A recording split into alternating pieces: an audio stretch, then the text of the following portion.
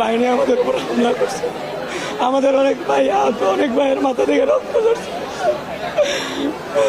অসংখ্য শতাধিক নারী শিক্ষার্থী আছে প্রায়। আমরা যখন বিসি চত্বরে ছিলাম ৭১ সাল থেকে ছাত্রলীগের বা তাদের যারা ছিল তারা এসে এমনভাবে পিছন দিক থেকে দাওয়া করছে, আর ইট পাটকে লাঠি সোটা দিয়ে যা আছে আমাদের পিছন দিক থেকে, আমাদের অনেক মেয়েরাও ছিল পিছনে, এমনভাবে আঘাতপ্রাপ্ত হয়েছে। আমরা দেখতে কি অবস্থা। আমরা কি এই দেশে থাকি? কারণ এখানে ডাক্তার নাই। আমরা প্রথমে আসার পরে তালা লাগায় চলে গেছে, পরে একজন ডাক্তার পাওয়া গেছে, তাকে বলছে আসতে, সে বলছে 20 মিনিট পরে আসবে। প্রায় 45 মিনিট হয়ে গেছে, এখন পর্যন্ত কোনো ডাক্তার নাই। এখানে কি করতেছে না করতেছে, আমাদের ইমার্জেন্সি ডক্টর দরকার। অনেকেই এখন পর্যন্ত চিকিৎসা পায়নি, যে আপনারা দেখতেছেন সে হাঁটাহাঁটি করতেছে, পরে অনেকের চিকিৎসা না পায় অন্য হসপিটালে গেছে শেষ পর্যন্ত। এই হলো পরিস্থিতি।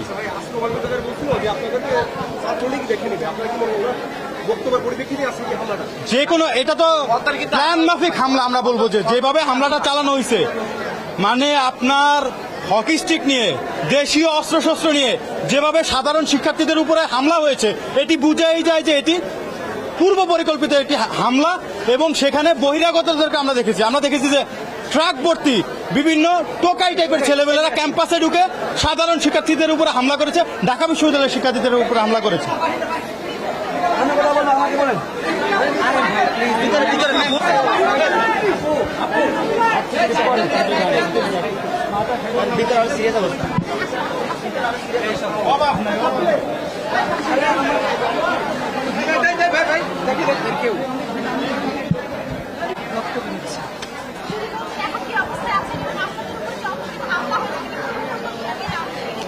না, এটা অবশ্যই পূর্ব পরিকল্পিত। বিষয়টা হচ্ছে গতকাল রাত 2টার সময় কিন্তু ছাত্রলীগ ক্যাম্পাসে শোডাউন দিয়েছিল।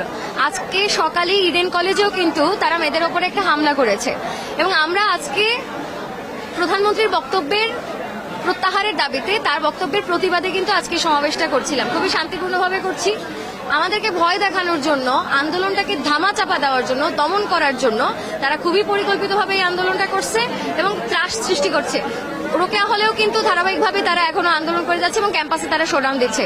ফলে আন্দোলনরত শিক্ষার্থী হিসেবে, প্রত্যেকটা আহত শিক্ষার্থী হিসেবে, আহত শিক্ষার্থীর পক্ষ থেকে আমি ছাত্রলীগের এই সন্ত্রাসী রাজনীতির প্রতি তীব্র নিন্দা জানাই, ধিক্কার জানাই এবং অবিলম্বে এই সন্ত্রাসীদের প্রতিহত করার জন্য প্রত্যেক শিক্ষার্থীকে একত্র হওয়ার জন্য আহ্বান করছি।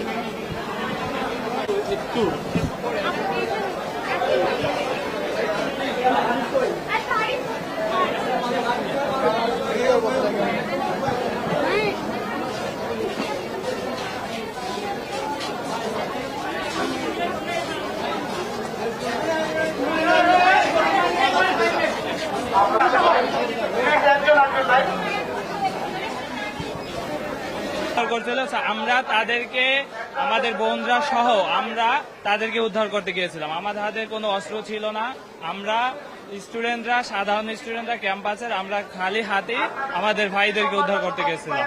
আমাদের ছাত্রলীগের গুন্ডা কর্মীরা এবং বাহির থেকে কিছু টাকাই এনে তার আগে থেকে অস্ত্র নিয়ে ক্যাম্পাসে ভর্তি করেছিল এবং তাদের ঈদ আগে থেকেই ছিল।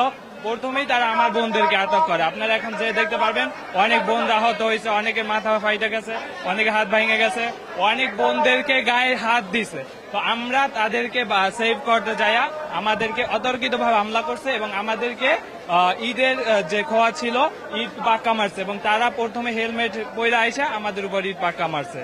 তো আমরা তীব্র নিন্দা জানাই এবং আমাদের ক্যাম্পাস একটি মুক্ত পরিবেশ। এখানে যে বাহির থেকে টকাইগুলো নিয়ে আসছে, আমরা ভিসি বা প্রক্টরকে অনুরোধ করতেছি যে এই ধরনের টকাইদেরকে ক্যাম্পাস থেকে আপনারা বের করে দিবেন। তো আমাদেরকে হামলা করে আমাদের আন্দোলন থামিয়ে যাবে না। এটা সারা বাংলাদেশের সকল মানুষের অধিকার। আমরা রক্ত দিছি, আমরা প্রয়োজন হলে জীবন দিব। তারপর